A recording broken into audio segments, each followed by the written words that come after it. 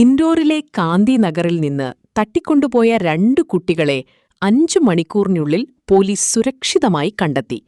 ഈ കേസിൽ 4 പ്രതികളെ പോലീസ് അറസ്റ്റ് ചെയ്തു. അതിവേഗ നടപടി.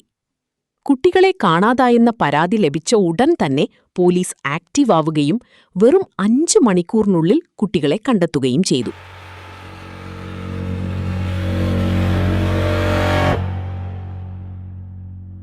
അറസ്റ്റ്.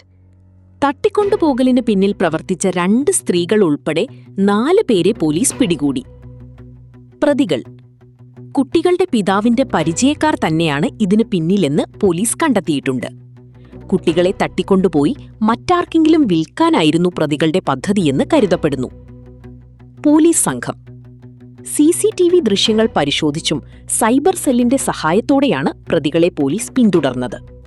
ഇൻഡോർ പോലീസ് കമ്മീഷണർ ഈ ദൗത്യത്തിൽ പങ്കെടുത്ത പോലീസ് സംഘത്തിന് പ്രത്യേക അഭിനന്ദനം അറിയിച്ചു.